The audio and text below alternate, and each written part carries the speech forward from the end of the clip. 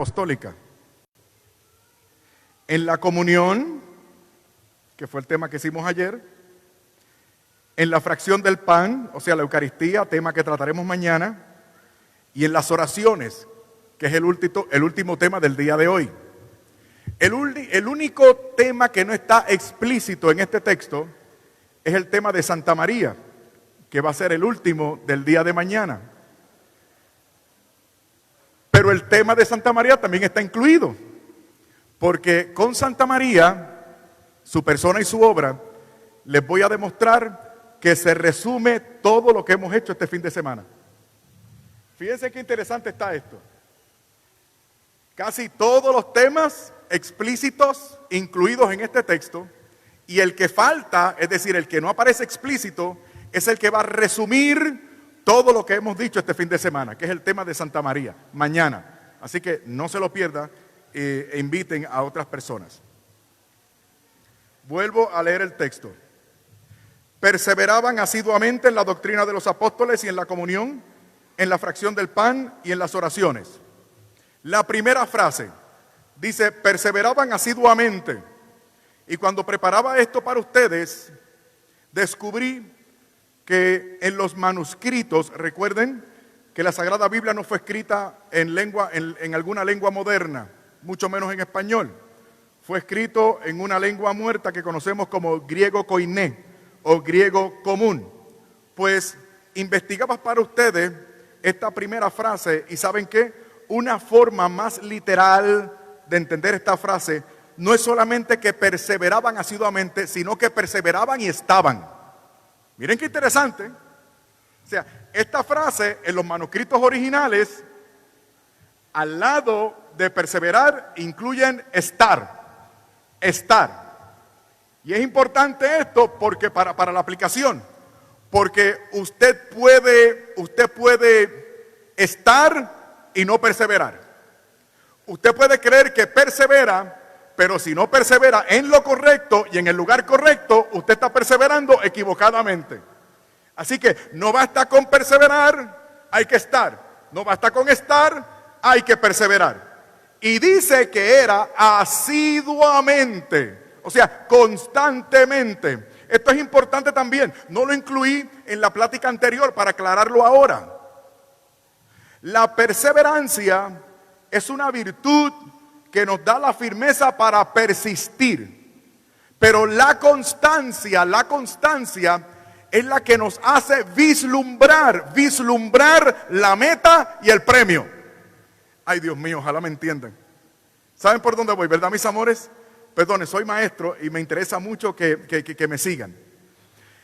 La perseverancia incluye la constancia. La constancia y la perseverancia, pero no son exactamente lo mismo.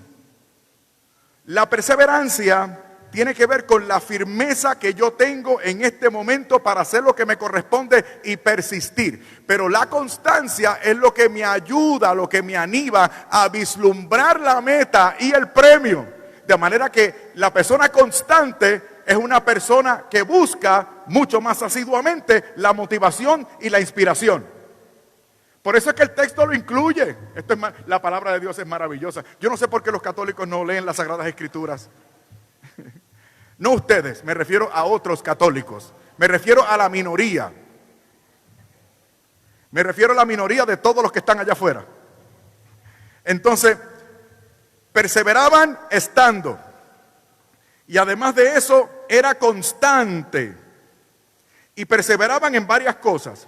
En cuanto a este tema específico se refiere, perseveraban en la doctrina de los apóstoles. Repito, la doctrina de los apóstoles. Porque nuestra fe es apostólica. ¿A qué se refiere esto? Cristo el Señor se sirvió de una segunda causa, que son los apóstoles. Dios nuestro Señor no tiene, por ejemplo, para dar otro ejemplo, Él no tiene la necesidad de servirse de nosotros, pero Él ha querido servirse de nosotros. El Señor utiliza causas segundas.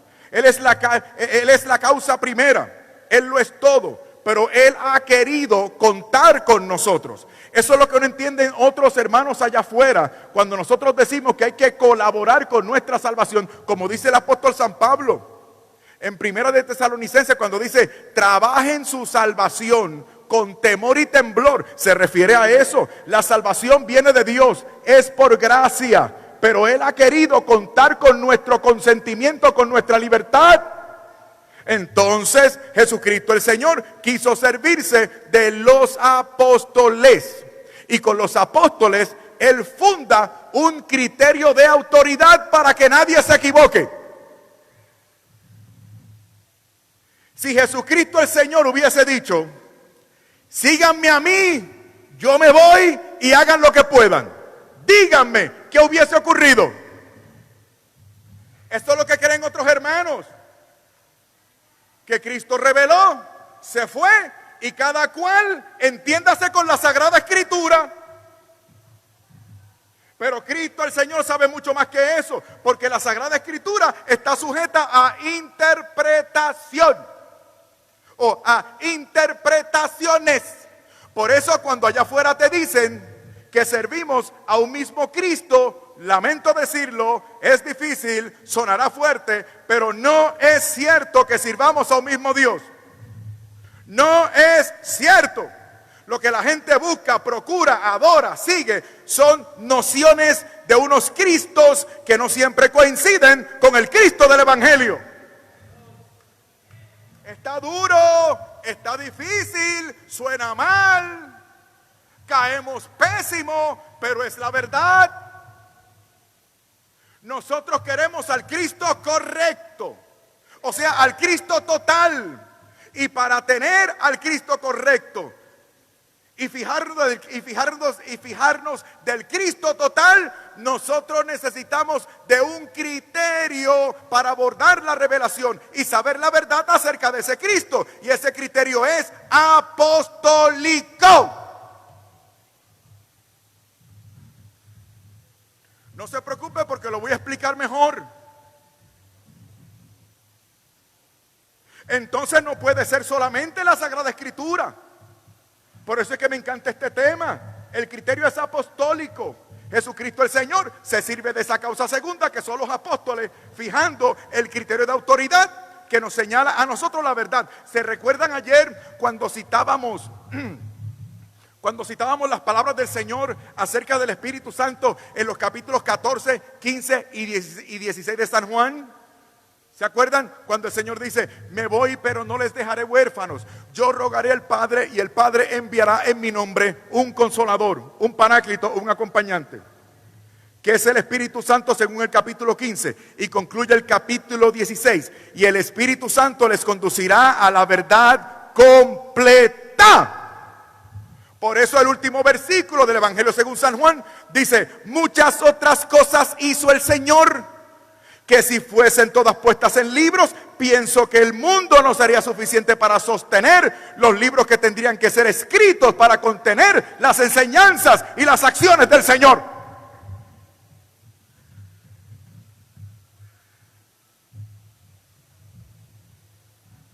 Entonces Jesucristo no dijo, me voy, les doy el Espíritu a todos ustedes y de forma individual aborden lo que ustedes creen que yo revelé y lleguen a sus propias conclusiones. Eso no fue lo que hizo ni dijo el Señor.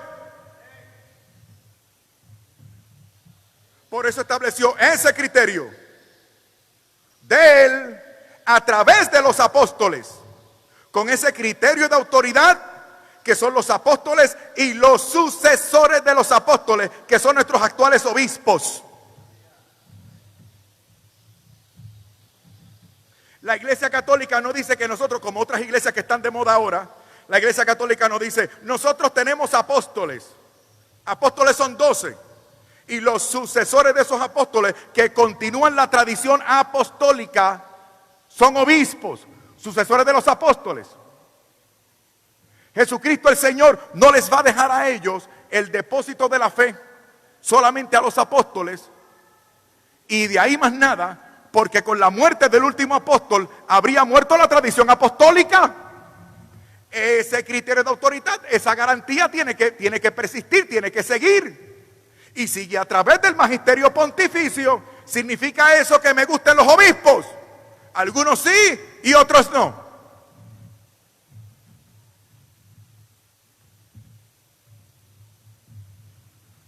¿Significa esto que me caigan bien todos los curas? Algunos sí y otros no. So what? ¿Cuál es el problema? Esto no es cuestión de que me guste o no me guste, de si lo siento o no lo siento. Esto es cuestión de lo fijado por Cristo y yo me fijo de lo que quiso el Señor, porque Él es el Señor.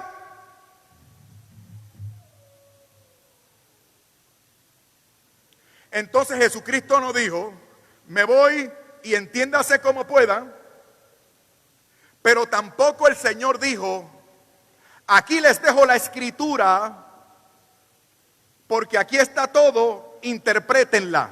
Eso no fue lo que Él hizo. Es más, no lo podía decir, porque cuando Él se fue, la escritura, como la conocemos, no existía. Si la escritura fuese absolutamente o únicamente necesaria para preservar la unidad de la iglesia, entonces primero habría aparecido la Biblia y después de la Biblia habría aparecido la iglesia, pero no fue así. Todo el mundo sabe, hasta los hermanos allá afuera que no son católicos lo reconocen, porque esto es historia, son hechos, no es nuestra opinión. Ustedes saben que primero surge la iglesia y después el Nuevo Testamento fue confeccionado por hijos de la iglesia en comunión con la iglesia desde fe y el culto de la iglesia.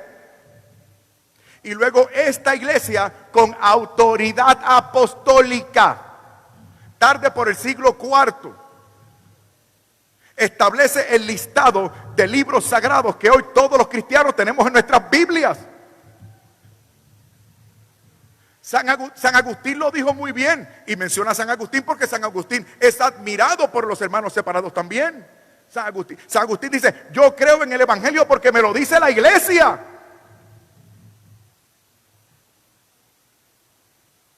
Y si la iglesia no me lo dijera o no me lo certificara, yo no lo creería. Porque el criterio de autoridad para establecer la Sagrada Escritura y garantizar su inspiración es la autoridad apostólica a través de la iglesia.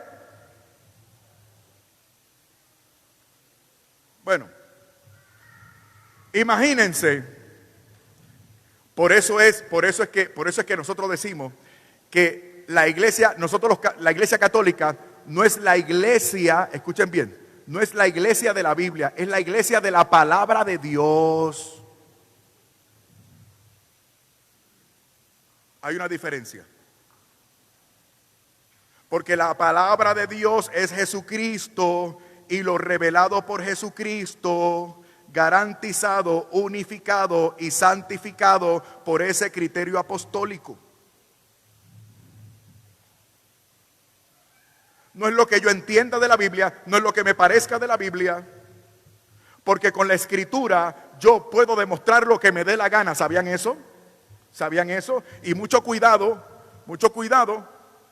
no vayan a pensar que yo estoy menospreciando la escritura, no vayan a pensar eso, porque esta misma iglesia ha dicho con autoridad apostólica que nosotros veneramos tanto la palabra de Dios como el cuerpo y la sangre del Señor.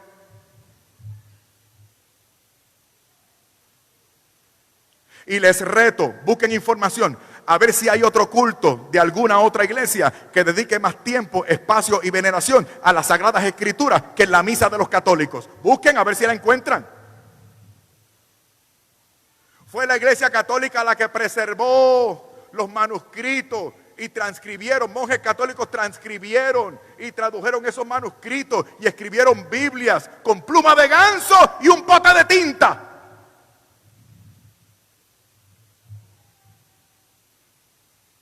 Y la primera traducción en lengua vulgar, en lengua del pueblo, no fue la de Lutero, fue la de Jerónimo.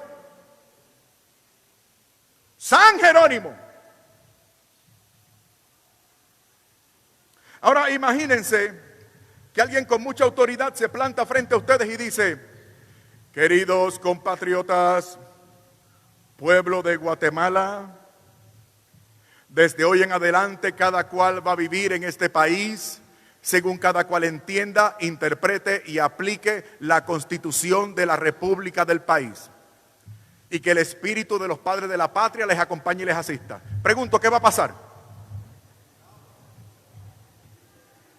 Es el mismo principio, my friend. Es lo que ha pasado allá afuera con la Sagrada Escritura. La Sagrada Escritura es el testimonio primario de la revelación. Concedemos incluso que es lo más importante. Como la Constitución de este país es la Carta Magna de la cual emanan nuestros derechos y prerrogativas y libertades. Ahora pregunto, la Constitución de este país es el documento más importante, pero pregunto, ¿es suficiente? No, hace falta un sistema de ley y orden, que son nuestros sistemas de seguridad pública y el cuerpo de cortes, cuyo órgano inapelable en último caso es la Corte Suprema de Guatemala. Ahora pregunto, ¿significa esto que nunca se ha cometido un acto de injusticia en esos cuerpos de seguridad? ¿Significa esto que todos los jueces de la Corte Suprema son perfectos, castos y puros? Bueno, pues entonces yo propongo, eliminemos la Corte Suprema. ¿Qué van a decir ustedes? No, chicos, tú estás loco. Porque es necesaria. Los miembros de nuestro magisterio no son perfectos, castos y puros individualmente hablando en el 100% de los casos, pero son necesarios porque son la garantía de que no nos equivocamos. La garantía que procura la unidad y la cohesión y la durabilidad, indefectibilidad de la Iglesia Católica.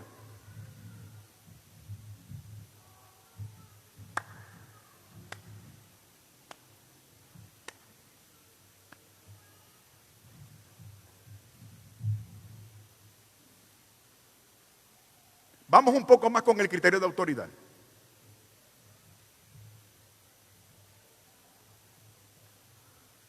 Aquí en Hechos 2:42 dice que esta primera iglesia que surge inmediatamente de Pentecostés permanecía constante y unánime en comunión con la doctrina de los apóstoles. Efesios 2:20 dice que el Señor estableció su iglesia sobre el fundamento de los apóstoles.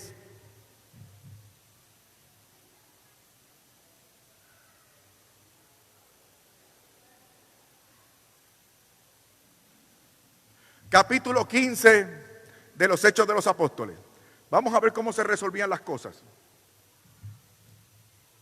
Hechos capítulo 15, hay un problema en Antioquía. ¿Cuál era el problema en esa diócesis? Era el problema de los judaizantes. ¿Se acuerdan ustedes? Los judaizantes. A ver, los judaizantes decían, enseñaban, proclamaban que los que quisieran hacerse cristianos, es decir, los que vinieran del mundo pagano, de la gentilidad, para ser cristianos de verdad, tendrían que circuncidarse. Tendrían que circuncidarse. Claro, para ellos era facilito, porque ellos se habían sido circuncidados a los 8 días. Pero decirle a qué montón de viejos que ahora, después de grande, tenían que circuncidarse para hacerse cristianos. A ver, pregunto, ¿cómo Pablo y Bernabé, que presidían esa diócesis, Pablo y Bernabé resolvieron el asunto? Pregunto, ¿acaso Pablo y Bernabé lo buscaron en la Biblia? Pablo y Bernabé buscaron en la Biblia la solución a ese problema. ¿Y saben qué? La única Biblia que tenían era el Antiguo Testamento. Y les digo más, el Antiguo Testamento estaba del lado de los judaizantes.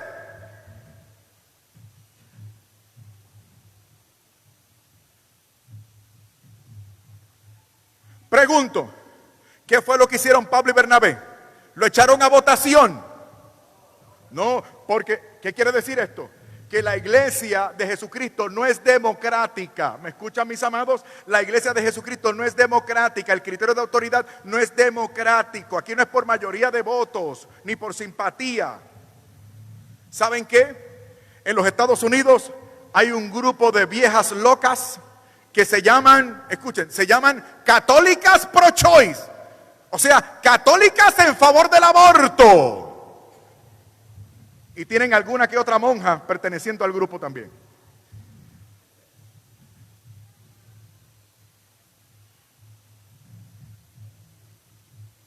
¿Saben ustedes lo que piden esas viejas locas que se hacen llamar católicas?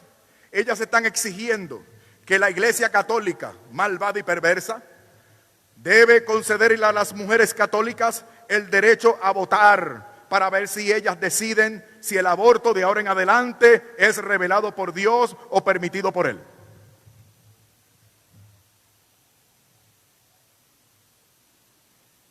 Aunque todos los católicos del mundo estén en favor del aborto, el aborto sigue siendo un crimen atroz y un pecado gravísimo. No porque la mayoría diga lo contrario, sino porque ha sido establecido por el Señor, por Dios nuestro Señor. Y lo ha establecido la Iglesia, no por mayoría de voto, sino porque lo ha recibido de la revelación de Dios, con la autoridad apostólica establecida por el Señor. ¿Y saben qué?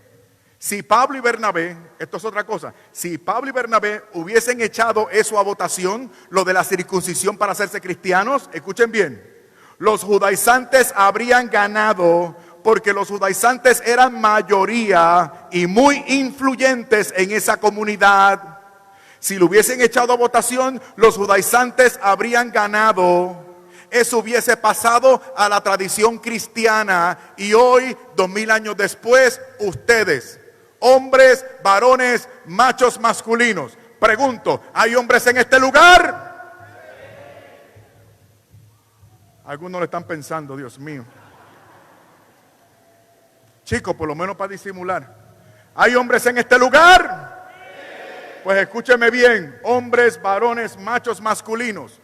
Eso habría pasado a la tradición cristiana y hoy usted y yo, para hacernos cristianos de verdad, tendríamos que circuncidarnos como querían los judaizantes hace 2000 años atrás, de adultos sin antibiótico ni anestesia.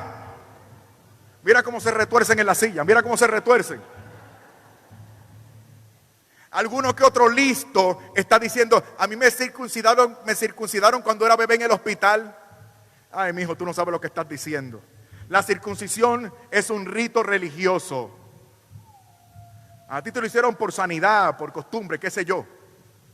Pero si tú, por ejemplo, hoy te haces judío, tú tienes que circuncidarse. O sea, aunque estés circuncidado, ellos te tienen que producir una herida en el glande para que haya emisión de sangre. O sea, no te salva nadie. ¿Cómo lo resolvieron Pablo y Bernabé? Ellos fueron a Jerusalén, ¿se acuerdan? A consultar con ¿quiénes? Con los apóstoles. Y fueron los apóstoles los que decidieron algo que la mayoría no hubiese decidido. En el capítulo 15, me gusta el versículo 28, cuando se levanta Santiago, quien era el obispo de Jerusalén, para introducir la solución a la cuestión diciendo, hermanos, nos ha parecido bien al Espíritu Santo y a nosotros.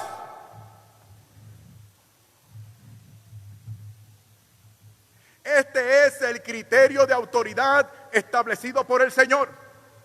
San Pablo lo dice, Gálatas 1, 8 y 9. Si un ángel del cielo desciende mostrando una doctrina distinta a la que han recibido de nosotros los apóstoles, sea anatema.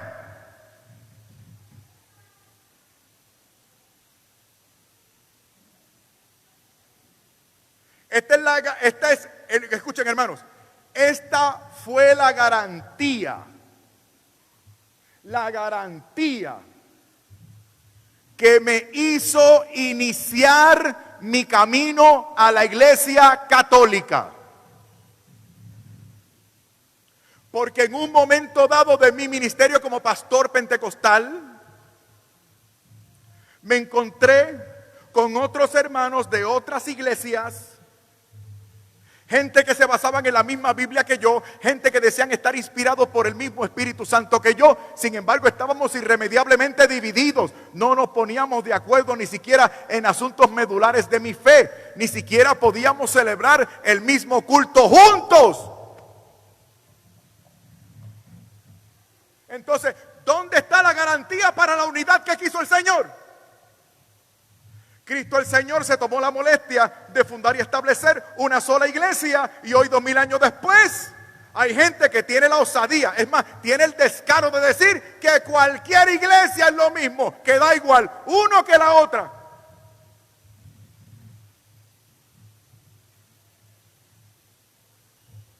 Cristo el Señor estableció una iglesia visible, una, y la quiso unida, y que perseverara en esa unidad. Y tú eres, Mateo 16, 18, y tú eres Pedro, y sobre esta piedra edificaré mi iglesia, y las puertas del infierno no prevalecerán contra ella. Y le dijo al príncipe de los apóstoles, el primer papa: a ti daré las llaves del reino de los cielos, de manera que lo que ates en la tierra será atado en el cielo, y desatado en la tierra, desatado en el cielo. Autoridad apostólica, para que nadie se equivoque. Pero yo no tenía ese criterio, y debía ser una iglesia visible. ¿Me escuchan, mis amados? Una iglesia visible. Evangelio según San Juan, capítulo 17, versículos 21, 22, 23 y siguientes. Dice el Señor: Padre, no te ruego por estos, sino por los que creerán por la palabra de esto. Escuchen, mis amados, el Señor está orando aquí por nosotros. No ruego por esto los apóstoles, sino por los que creerán por la palabra de esto. Pregunto, ¿quiénes somos los que vamos a creer por la palabra de los apóstoles? Nosotros. Para que todos sean uno, como tú, Padre, en mí y yo en ti, que ellos sean perfectamente uno. ¿Para qué? Sigan leyendo. Para que el mundo crea. Para que el mundo crea. ¿Podrían repetirlo, por favor, para yo estar tranquilo? Para que el mundo duro, para que el mundo que tú me has enviado. El Señor diseñó una iglesia visible para los que no tienen ojos espirituales sino carnales, para que los impíos, incrédulos y pecadores, viendo la unidad de la iglesia, crean en Él y se salven. Lo ha dicho el Señor. Entonces, si el Señor quiere la unidad de la iglesia para que el mundo se salve, y el diablito quiere que el mundo se pierda, ¿qué quiere el diablito en cuanto a la iglesia se refiere? La división. Y para confundir y para dividir, ha confundido a la gente, distrayéndolo del criterio apostólico de autoridad querido por el Señor.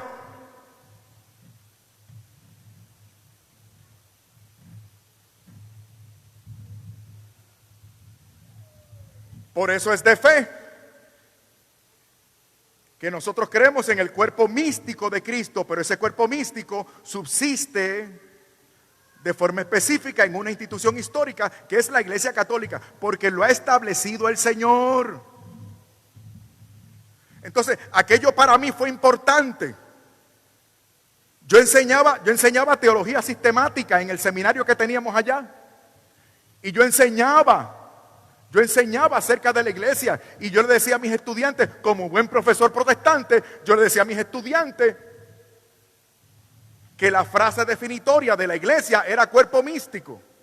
Pero ahora me encontraba con que ese cuerpo místico subsiste en una institución histórica y visible, que es la iglesia. Fue lo querido por el Señor.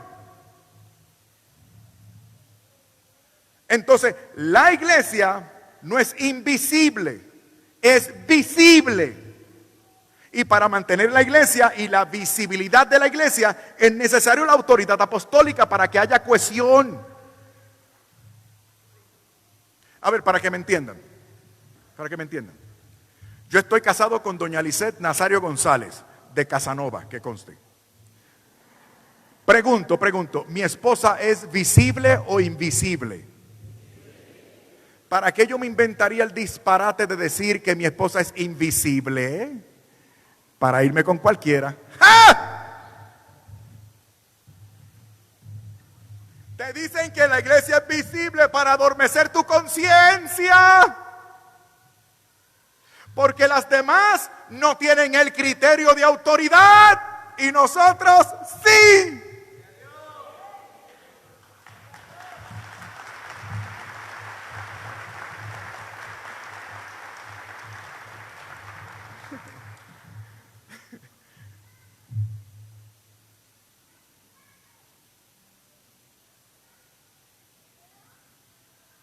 Me gusta contar, si me permiten.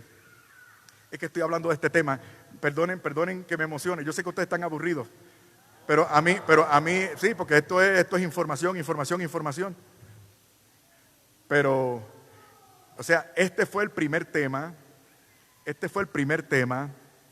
que a mí me introdujo en la búsqueda, el estudio y la oración que me metió en la Iglesia Católica.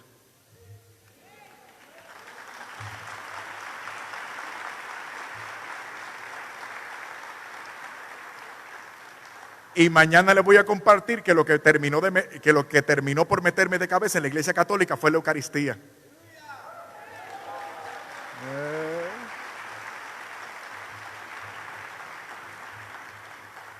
Ya ustedes verán. Yo no sé cómo, yo sé que los católicos. No sé, déjame callarme la boca. Católicos. Recuerdo a una hermana. Me dieron una tarea como capellán en Estados Unidos. Ese ministerio de capellanía es muy importante. Como capellán tú sirves como pastor o sacerdote o rabino, sirves pastoralmente en instituciones que no son la iglesia, tu denominación o tu parroquia.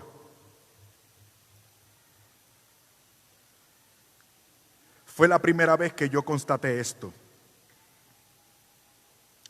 Yo visitaba un paciente y me decía, está bien, pastor, esa es su idea de esos textos bíblicos, pero casualmente el testigo de Jehová que se acaba de ir de aquí hace 20 minutos tenía una opinión distinta. Carecíamos del criterio de autoridad.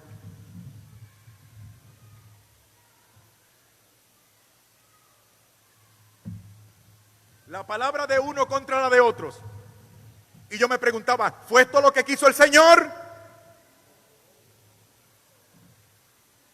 Y no era cuestión de inteligencia, porque yo enseñaba teología y me encontraba con otros profesores de teología que creían cosas distintas de mí, que me contradecían y se basaban en la misma Biblia. Pero no compartíamos el criterio de autoridad establecido por el Señor para que haya la unidad. Por eso me emociona enseñar esto, para que ustedes lo sepan, para que no se vayan de la iglesia, para que estén ciertos y seguros. Estamos en el lugar correcto, creyendo lo correcto y haciendo lo correcto. ¡Gloria a Dios! ¡Qué maravilla!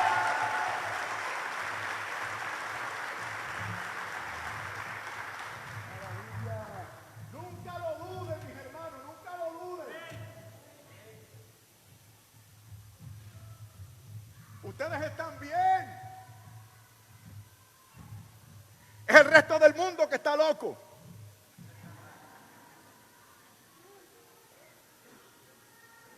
Por eso describía la vida cristiana como aventura. Ser católico es una aventura. Otros allá afuera se creen libres, haciendo y creyendo lo que dice la mayoría. Nosotros somos una minoría rebelde que navegamos contra corriente, unidos a la misión liberadora de Jesucristo.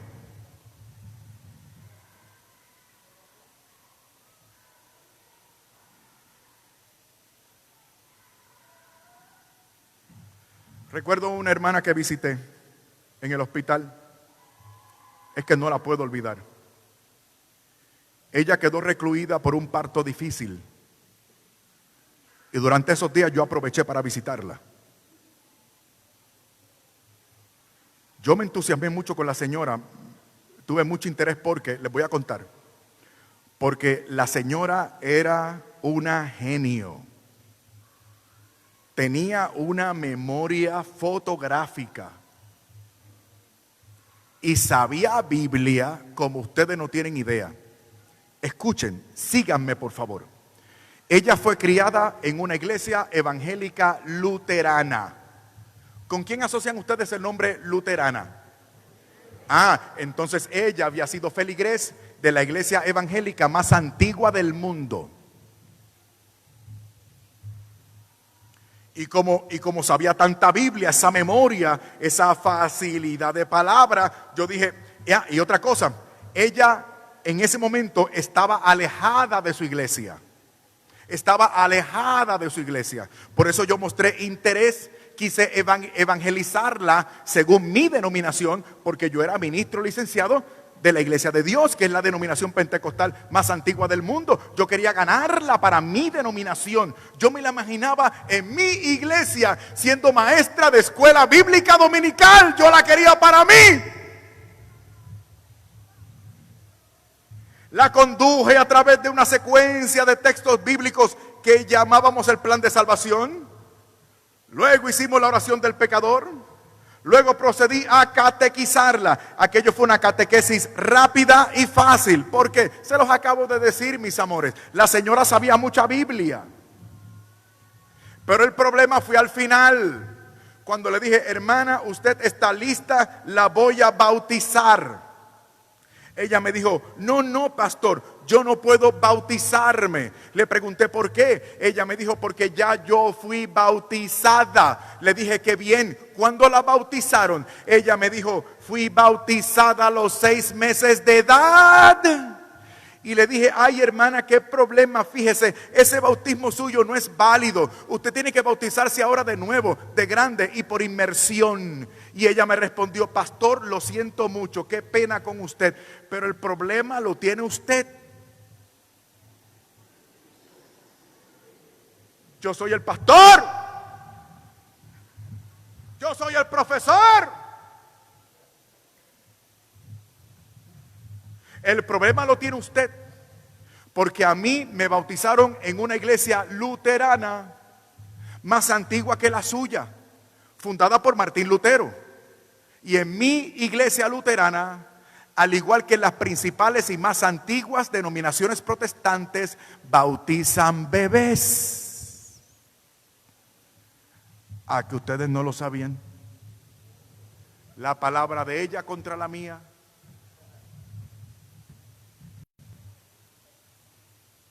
Ella trató de demostrarme su punto. Tenía textos bíblicos a mi favor. Y yo también tenía textos bíblicos, no se crean. Hermano, ¿me comprenden por dónde voy? La palabra de uno contra la de otros. ¿De qué carecíamos esa señora y yo? Del criterio apostólico de autoridad.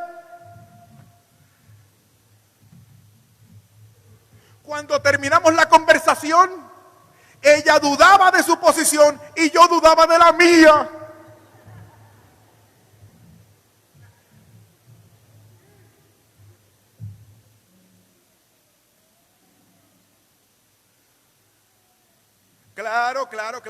Claro.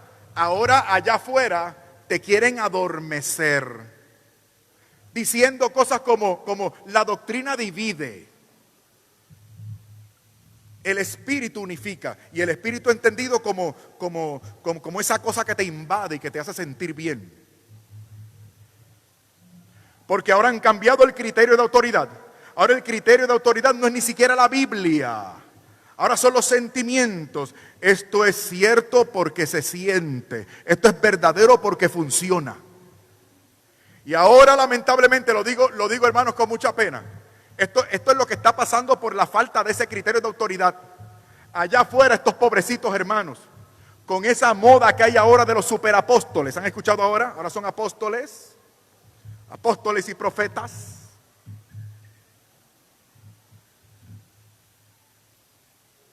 Y escuchen lo que les voy a decir, porque yo soy estudioso del fenómeno religioso. Y lo que estoy diciendo me consta por investigación y por testimonios de amigos pastores y pastoras. Tengo una amiga mía pastora en mi pueblo, pastora luterana casualmente. Ella me dice: Fernando, la gente se me está yendo.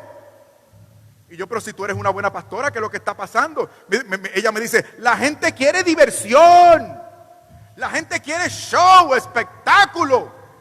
La gente quiere una experiencia que les haga sentir bien, que les sobrecoja las emociones, que le ponga los pelos de punta. La gente, Fernando, ya no quiere doctrina, ni siquiera Biblia. La gente lo que busca son cosas, carros, casas, dinero. Estos son palabras de la pastora. Y se me va la gente. Cambiando la tradición luterana por el evangelio de la prosperidad, me dice ella.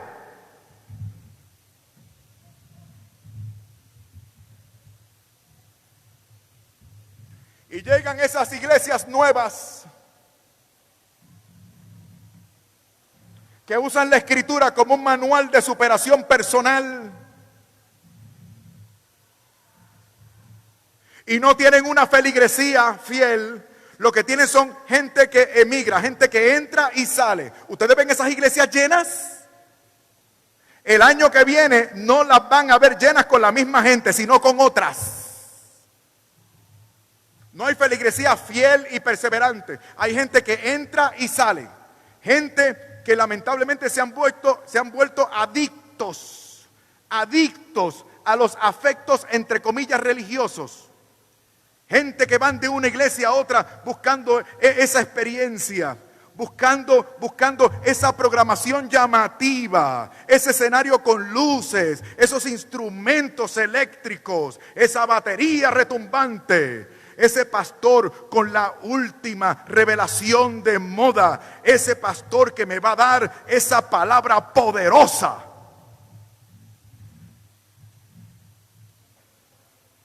Y la gente entra y sale buscando cada vez más una experiencia religiosa más vibrante, más intensa.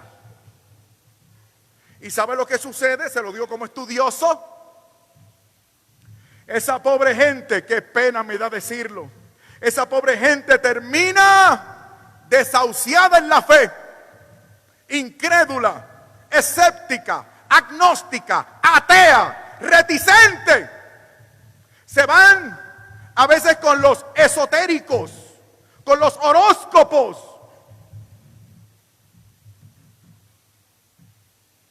¿Qué les falta? El criterio de autoridad. ¿Saben ustedes cuál es el otro problema? El otro problema para los católicos, en cuanto a esto se refiere, la humildad. La humildad. Porque resulta que yo ahora estoy acogido a un criterio de autoridad que descansa sobre hombres. Son el magisterio de mi iglesia, los sucesores de los apóstoles. Garantizan la unidad, garantizan la catolicidad, garantizan la santidad, garantizan la autoridad de Jesucristo. Pero ahora resulta que para coger esto yo tengo que ser humilde. Y eso cuesta, mi hermano, eso cuesta.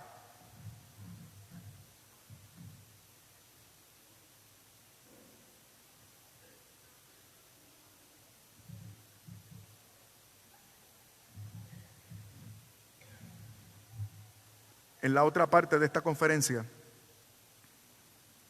yo tenía que hablarles acerca del credo de los apóstoles. Voy a hacer un breve resumen para no cansarles, porque ya se me acabó el café.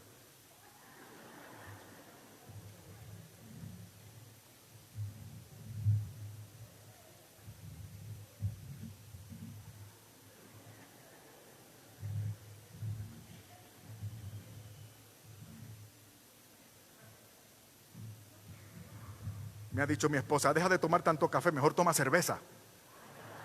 Los hombres toman cerveza.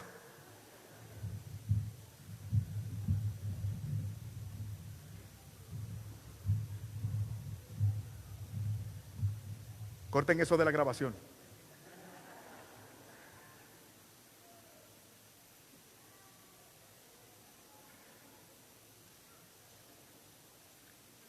Escuchen bien.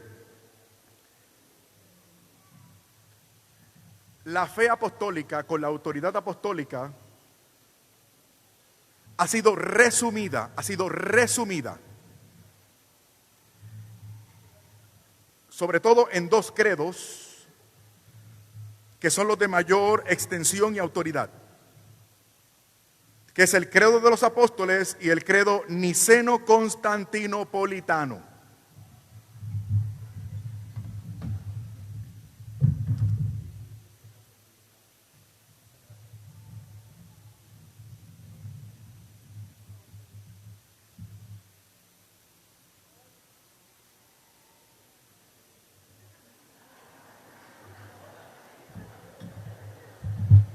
Lo otro que quiere que mi esposa tome, me lo tomo con los sacerdotes allá en la casa.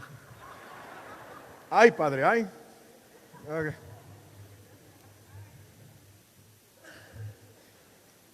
No, yo no bebo, es mentira.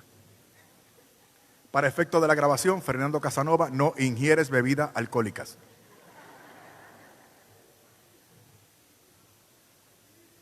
El criterio de el credo de los apóstoles es el más antiguo. Se puede remontar hasta el año 200. Es casi una copia de uno de los más antiguos a su vez, que es el credo romano. Es de tanta antigüedad y goza de tanta autoridad que inclusive una tradición afirma que cada uno de los 12 artículos de este credo fue redactado por cada uno de los apóstoles, incluyendo a Matías, el que sustituyó a Judas. 12 apóstoles, 12 artículos del credo. Fíjense ustedes.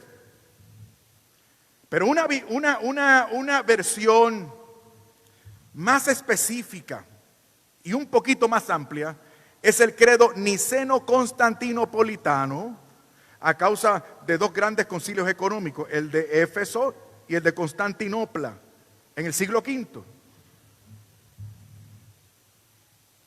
Y esto es importante porque si usted quiere un panorama autorizado, veraz, seguro de la doctrina revelada por Dios, y a partir de esa doctrina revelada ponerse a leer toda la Biblia, usted ha sido bendecido y va a aprender muchísimo y se va a edificar como usted no tiene idea.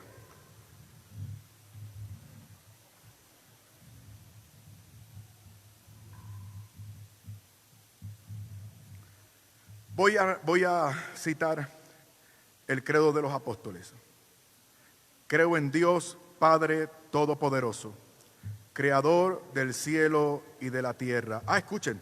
Y el credo niceno-constantinopolitano, atendiendo a unas herejías que habían en aquella época, añadió: de todo lo visible y lo invisible. Aquí dice: creo en Jesucristo, su único Hijo, nuestro Señor, que fue concebido por obra y gracia del Espíritu Santo, nació de Santa María Virgen, padeció bajo el poder de Poncio Pilato. O sea, esto pasó de verdad. Esto es histórico. Fue crucificado, muerto y sepultado. Histórico. Esto sucedió. Descendió a los infiernos. Al tercer día resucitó de entre los muertos. Literal, histórico. Sucedió de verdad. Subió a los cielos y está sentado a la derecha de Dios Padre Todopoderoso. Desde allí ha de venir a juzgar a vivos y muertos. Creo en el Espíritu Santo, la Santa Iglesia Católica. ¿Y cómo especifica luego el otro credo niceno-constantinopolitano? La iglesia es una, santa, católica y apostólica. Aquí lo resume en la Iglesia Católica. Ahora, ustedes preguntarán, ¿dónde están esos textos bíblicos que hablen de una iglesia católica? O sea, la gente quiere ver que Jesucristo le puso por nombre a su iglesia, Iglesia Católica. Ese texto no lo va a encontrar, porque este credo y nuestra fe no dice que la iglesia se llame católica. No se deje tomar el pelo. ¿Dónde está Iglesia Católica en la Biblia? Jesucristo no le puso nombre a su iglesia. Jesucristo no va a entrar en el concurso de los nombres. Si fuese por nombres, yo haría una iglesia mejor que esta. Yo le pondría, mire, vamos a fundar, padrecito, vamos a fundar una iglesia.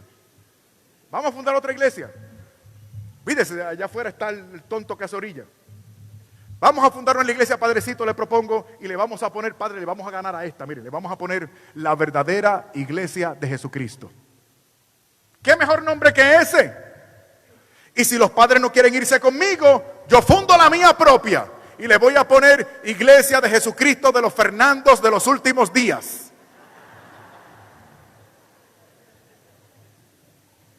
La iglesia no se llama católica, católico es lo que la iglesia es.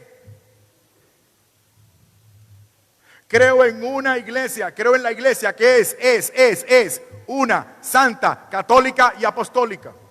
El concepto, la doctrina perfectamente bíblico, porque esa fue la intención de Yahvé Dios cuando pacta con Abraham en el Antiguo Testamento, Génesis capítulo 12. En ti serán benditas todas las naciones de la tierra. ¿Qué significa todas? Todas significa todas. O sea, la intención de Yahvé Dios es que su oferta de revelación y salvación fuese para todo el mundo, o sea, universal, o sea,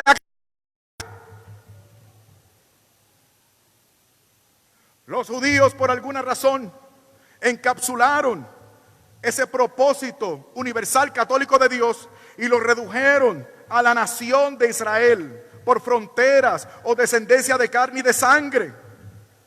Contra eso fueron los profetas. Fueron los profetas diciendo: el Señor los ha desechado y se ha buscado para sí pueblo de todas las naciones. El Señor lo avisó también en el Santo Evangelio cuando dice: muchos vendrán de oriente y de occidente y se sentarán a la misma mesa con Abraham. A ver, para los carismáticos que hay aquí, Hechos capítulo 1, versículo 6. Hechos 1:6. Los apóstoles, otra vez con la cosita chiquita, los apóstoles no pensaban en esa iglesia católica, pensaban en algo chiquito, reducido, parcial, nacional. Preguntan: ¿ahora sí vas a instaurar el reino de Israel? O sea, aquí, para nosotros, la nación, nosotros, tú y yo y los nuestros, nadie más. El Señor le dice: esas son cosas que le toca al Padre en su sola potestad o soberanía. Sin embargo, o sea, preocúpense sin embargo, ustedes recibirán poder cuando venga sobre ustedes el Espíritu Santo. ¿Para qué se ofreció? ¿Para qué se da la efusión del Espíritu Santo en Pentecostés? Sigan leyendo. Y entonces serán mis testigos. ¿Dónde? En Jerusalén, en Judea, en Samaria y hasta los confines de la tierra. Un solo y único testimonio de repercusión universal. ¿Ven? Está compendiado aquí. Es la verdad revelada por Dios. Desde Génesis 12 hasta el Apocalipsis. Cuando en la visión de Apocalipsis el vidente ve un pueblo que viene de todas las naciones y reinos para fundar o poblar la nueva Jerusalén que baja del cielo.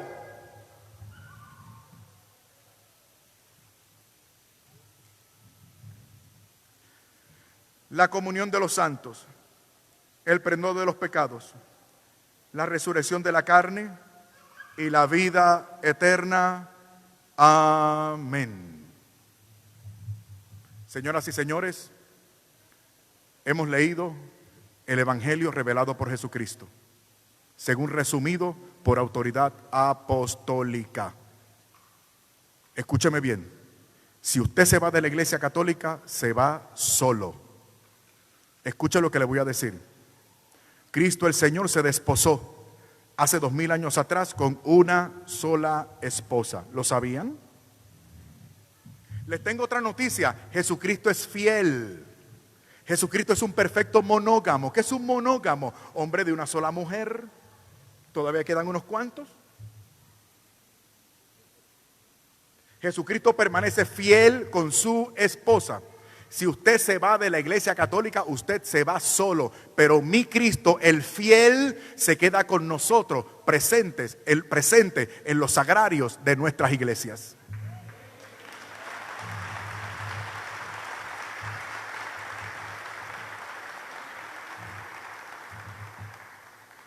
Ya se me está cumpliendo la hora. Y quería tratar algo más. Quería tratar algo más, no sé qué hacer. Porque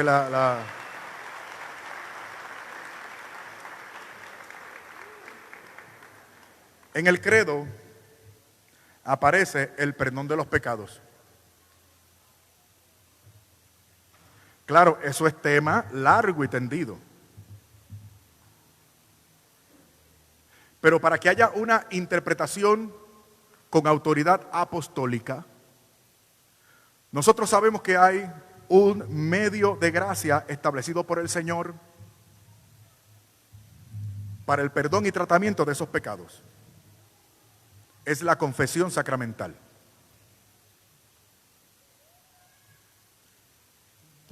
Padrecitos, me da pena, pero con lo que voy a decir los van a invadir a ustedes.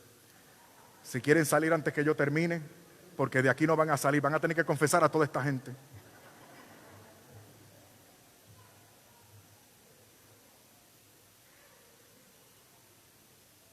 Proverbios 28:13 dice que el que confiesa su pecado y se aparta alcanza misericordia.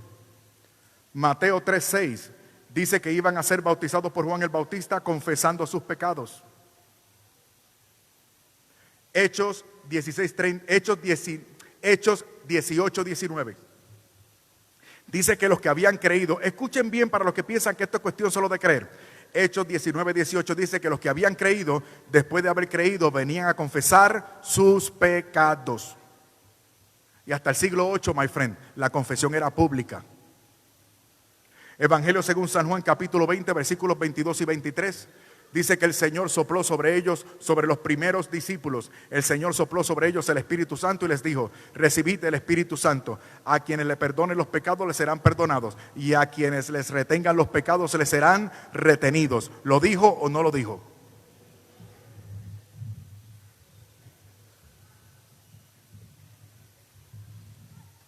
En mi proceso de conversión, yo descubrí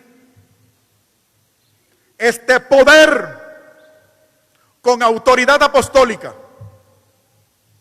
patrimonio sacramental de la iglesia de siempre. Y me puse a buscar porque yo no quería hacerme católico.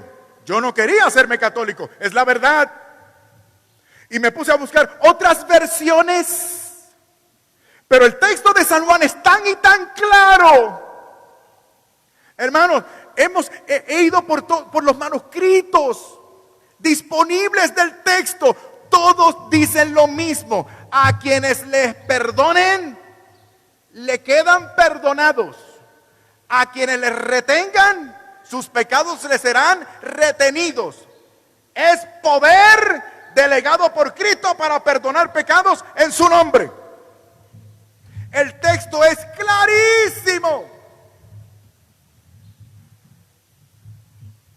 ¿Saben lo que dicen otros que no son católicos, que no tienen el criterio de autoridad?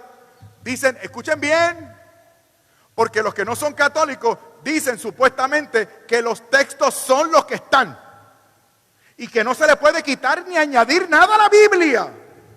Pero cuando se trata de este texto hay que torcerlo o hacerse católico, una de dos. Y te dicen casi sin excepción, te dicen, bueno, ahí dice que ellos perdonen pecados, pero quiere decir otra cosa que no es lo que dice. Quiere decir que ellos van a certificar que los pecados ya fueron perdonados. O sea, no es que perdonen como dice el texto. Y la pregunta para aplicar el tema de discusión es, ¿a quién usted le va a creer? ¿A quién le va a creer? ¿Le cree a Cristo, aplicando la autoridad apostólica establecida por el Señor? Porque lo quiso el Señor. Es más, mire, para concluir yo voy a hacer algo. Yo voy a decir algo y cada cual crea lo que le dé la gana. Pero en algo, yo tengo que hacer algo para convencerlos a ustedes de que la iglesia no se equivoca cuando se trata de doctrina revelada.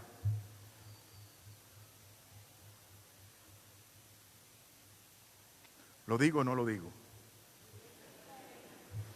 Es que me da vergüenza. lo voy a decir. Yo les voy a demostrar a ustedes por qué el diablito no quiere que ustedes se confiesen. Rehusar esta verdad no es solamente renunciar a la autoridad apostólica, sino es además hacerle el jueguito a Satanás. Y les voy a explicar por qué. En una ocasión, una tentación asaltó mi vida. Y yo caí presa de un pecado. Algo feo. El pecado es algo atroz, sucio, bajuno, desgraciado, ruin. Porque el pecado te genera hábito, el hábito te genera en vicio y el vicio en enfermedad. El pecado te apresa, el pecado te esclaviza.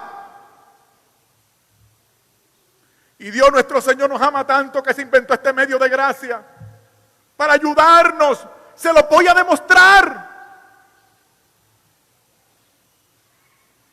Reconozco que no podía conciliar el sueño. Me costaba mirarme al espejo. Perdí apetito. Y les digo algo, salía por televisión. Era católico.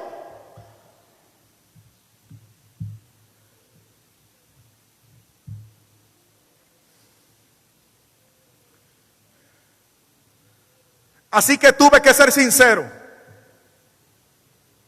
Fui donde un director espiritual que tenía.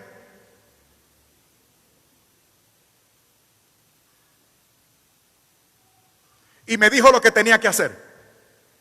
Tomen nota si quieren, por favor, esto es importante.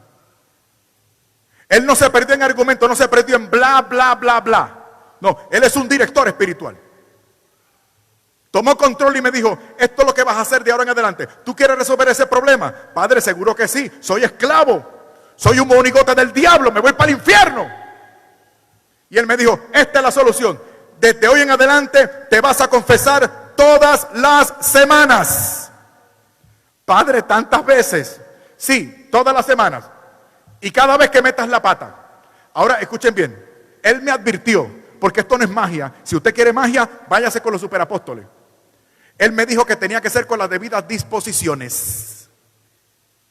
Examina tu conciencia, me dijo. Arrepiéntete. Dolor por tus pecados. Pide perdón. Haz un propósito de enmienda. 4 cosas. ¿Qué voy a hacer mañana para no volver a meter la pata? ¿Qué voy a hacer? Aunque caiga de nuevo. Pero algo tengo que fijarme. Algo tengo que proponerme. Para que Dios nuestro Señor encuentre un terreno fértil.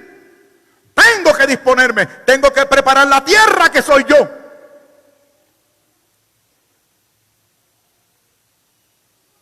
E iba a confesarme. Mi confesor era un sacerdote joven. Pero docto, excelente, experto en teología moral. Un tremendo sacerdote. Pero no sé si lo hicimos bien, desarrollamos como una especie de amistad. Y yo honestamente abusé del pobre cura. Me le presentaba donde quiera. Padre, reconcílieme con el Señor. En la sacristía, en la rectoría, en la calle, en la parroquia. Reconcílieme con el Señor. Fernando, no puedo. Reconcílieme con el Señor. Mira la hora que es. Reconcílieme con el Señor. Un día el pobrecito estaba tan hastiado que me dijo, se le salió, me dijo, ay Fernando, tú otra vez con lo mismo. Y le dije, sí padre, otra vez con lo mismo. ¿Acaso usted no? Y él me dijo, sí, yo. ¿Saben lo que pasó? Recuerden, les voy a demostrar por qué el diablito no quiere que usted se confiese y usted va a decidir si le va a hacer el jueguito al diablo de ahora en adelante. En la medida en que me iba confesando, yo me iba sintiendo cada vez más fuerte, cada vez más vigoroso, cada vez más en control, poderoso, regio, autónomo, firme, hasta que eventualmente se me hizo fácil. Perdonen, ¿cuál fue la palabra que acabo de utilizar?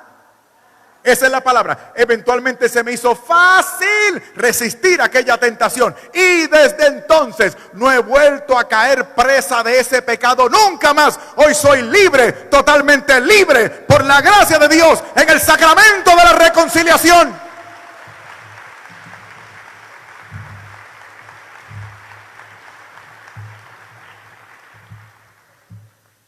Ahora, ¿qué ustedes creen que pasó por la mente del intelectual?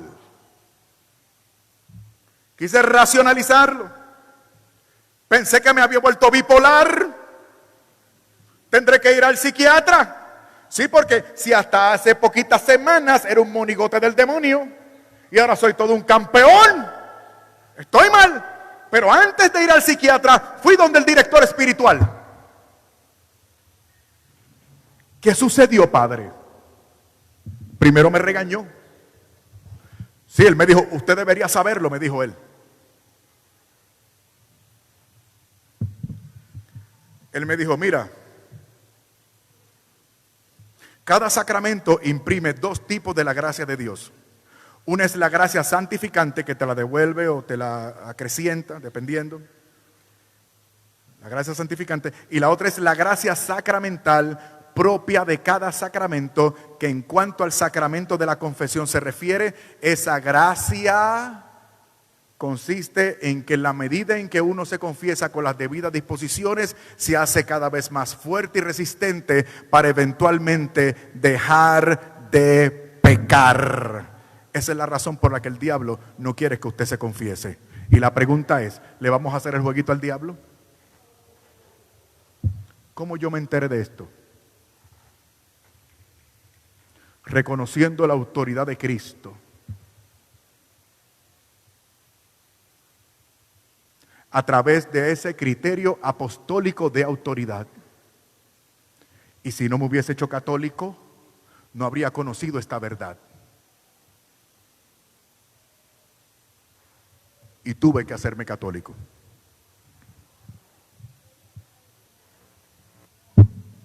Ahora bien, esto que he dicho tiene sus consecuencias. Felicidad, paz, integración, gozo, seguridad. Pero hay que pagar un precio, porque hay consecuencias. Usted quiere un evangelio fácil, crea lo que le dé la gana. Fíjese su propio evangelio, diséñelo. A ver cómo le va. Pero mi familia y yo hemos tenido que pagar el precio para acoger lo establecido y fijado por el Señor.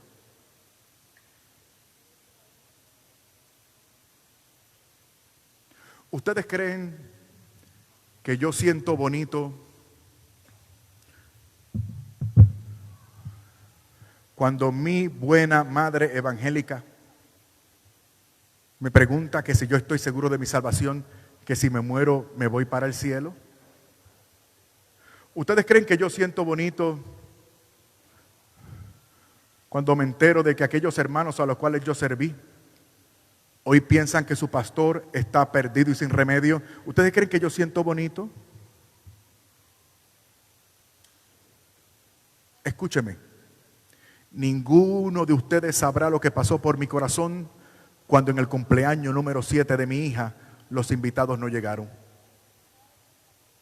O cuando fui a aquel centro comercial, me encontré a uno de estos hermanos a los cuales yo serví. Lo voy a saludar. Hermano, perdonen, tengo que decir la verdad. Cuando yo vi a este hermano, comenzó a latir en este pecho de nuevo el corazón de pastor.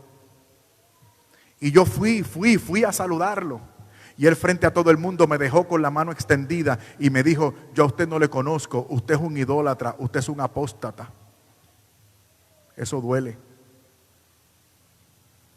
Escuchen bien. Por esta decisión, mis hijos pasaron hambre. Y lo increíble del asunto es que si tuviera que hacerlo de nuevo, lo haría 1000 veces más.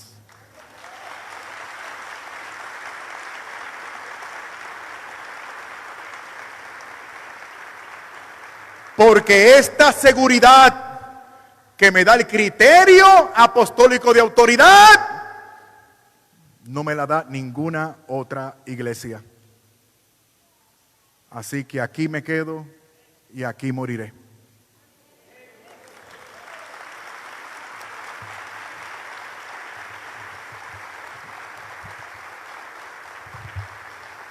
Debo concluir. Perdonen que me haya extendido demasiado. En adelante, próximamente, vamos a almorzar. Se va a dar gracias o bendecir los alimentos, dado que tenemos aquí a príncipes de Dios, nuestros ministros que están aquí. Y cuando ustedes puedan, recuerden, estas pláticas están siendo grabadas, las pueden adquirir. Y en otra mesa que está allí a la salida, está nuestro material de evangelización, mi material propio, para que ustedes amplíen y se convenzan del sólido fundamento bíblico y espiritual de nuestra fe católica. Aquellos de ustedes que adquieran mi material, voy a estar dispuesto a firmarlo, lo voy a firmar, si ustedes quieren concederme el honor, haciendo la salvedad de que no es un autógrafo, sino un gesto de gratitud. Dios les bendiga.